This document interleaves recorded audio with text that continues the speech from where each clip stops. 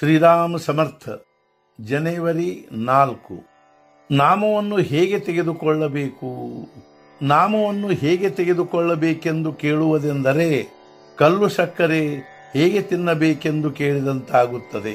ಕಲ್ಲು ಸಕ್ಕರೆ ಯಾವುದೇ ಕಡೆಯಿಂದ ತಿಂದರೂ ಅದು ರುಚಿ ಹತ್ತಿಯೇ ಹತ್ತುತ್ತದೆ. ಅದೇ ರೀತಿ ನಾಮವನ್ನು ಯಾವುದೇ ರೀತಿ ತೆಗೆದುಕೊಂಡರೂ ಅದು ತನ್ನ ಕಾರ್ಯವನ್ನು ಮಾಡಿಯೇ ಮಾಡುತ್ತದೆ.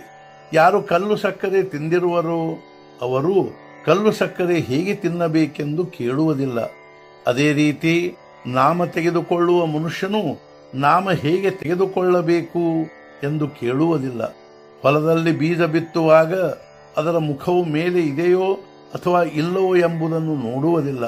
ಬೀಜವು ಭೂಮಿಯಲ್ಲಿ ಬೀಳುತ್ತದೆ, ಆಗ ಅದರ ಮೊಳಕೆ ಬರುವ ಮುಖವು ಯಾವುದೇ ಕಡೆಗೆ ಇರಬಹುದು.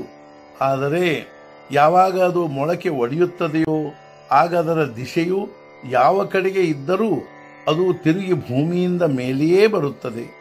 ಅದೇ ರೀತಿ ನಾಮವನ್ನು ಹೇಗೆ ತೆಗೆದುಕೊಂಡರೂ ಅದು ತೆಗೆದುಕೊಳ್ಳುವ ಮನುಷ್ಯನನ್ನು ಯೋಗ್ಯ ದಿಶೆಯಲ್ಲಿ ಪ್ರಗತಿ ಮಾಡಿ ಯೋಗ್ಯ ಅವಸ್ಥೆಗೆ ತಂದು ಮುಟ್ಟಿಸುತ್ತದೆ. ಆದ್ದರಿಂದ ಹೇಗೆ ಸಾಧ್ಯವೋ ಹಾಗೆ ನಾಮ ತೆಗೆದುಕೊಳ್ಳಬೇಕು. ನಾಮ ತೆಗೆದುಕೊಳ್ಳುವಾಗ ಯಾವ ಆಸನವಿರಬೇಕು ಅಥವಾ ಹೇಗೆ ಕೂಡರಬೇಕೆಂದು ಕೇಳುವುದೆಂದರೆ ಶ್ವಾಸೋಚ್ಛ್ವಾಸ ಮಾಡುವಾಗ ಯಾವ ಆಸನವಿರಬೇಕೆಂದು ಕೇಳಿದಂತೆ. ದಮ್ಮು ಆದ ಮನುಷ್ಯನು ಏನು ಮಾಡುತ್ತಾನೆ?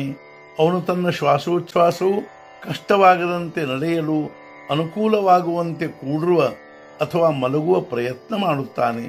ಅಂದರೆ ಶ್ವಾಸೋಚ್ಛ್ವಾಸವು ಸುಲಭ ರೀತಿಯಿಂದ ನಡೆಯುವುದೇ ಅವನ ಧ್ಯೇಯವಾಗಿರುತ್ತದೆ. ಇದಕ್ಕಾಗಿ ಹೇಗೆ ಕುಳಿತರೂ ನಡೆಯುತ್ತದೆ.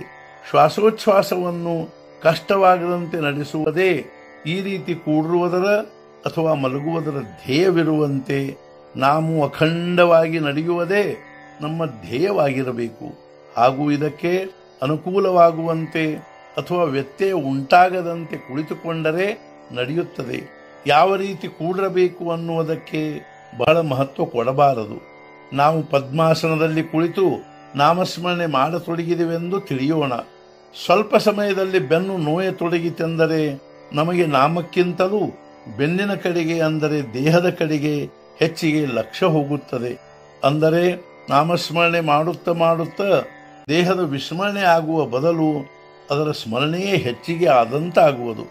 ಆದ್ದರಿಂದ ನಾಮಸ್ಮರಣೆಯಲ್ಲಿ ಬಾಧೆ ಉಂಟಾಗದಿರುವುದನ್ನೇ ಧ್ಯೇಯವನ್ನಾಗಿ ಇಟ್ಟುಕೊಂಡು ಇದಕ್ಕೆ ಅನುಕೂಲವಾಗುವಂತೆ ಅವರವರ ಪ್ರಕೃತಿ ಧರ್ಮಕ್ಕನುಸಾರ ಯಾವುದೇ ರೀತಿ ಕುಳಿತರೂ ನಡೆಯುತ್ತದೆ. ಭಗವಂತನ ನಾಮಕ್ಕೆ ದೇಹದ ಯಾವುದೇ ರೀತಿಯ ಬಂಧನವಿರುವುದಿಲ್ಲ. ಇದೇ ನಾಮದ ವೈಶಿಷ್ಟ್ಯವಾಗಿರುತ್ತದೆ. ಮನುಷ್ಯನಿಗೆ ಯಾವುದೇ ಅವಸ್ಥೆಯಲ್ಲಿ ಭಗವಂತನ ಸ್ಮರಣೆಯನ್ನು ಸಹಜವಾಗಿಡಲು ಯೋಗ್ಯವಾದ ಒಂದೇ ಒಂದು ಸಾಧನೆ ಎಂದರೆ ಭಗವಂತನ ನಾಮ.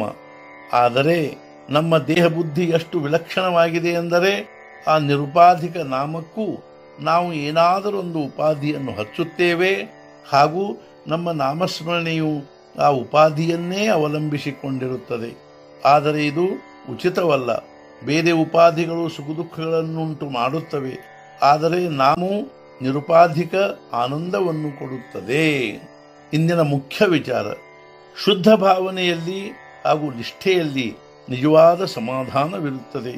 ಈ ನಿಷ್ಠೆಯು ಅನುಸಂಧಾನದಿಂದ ನಿರ್ಮಾಣವಾಗುತ್ತದೆ. ಸದ್ಗುರುನಾಥ ಮಹಾರಾಜ್ ಕಿ ಜೈ.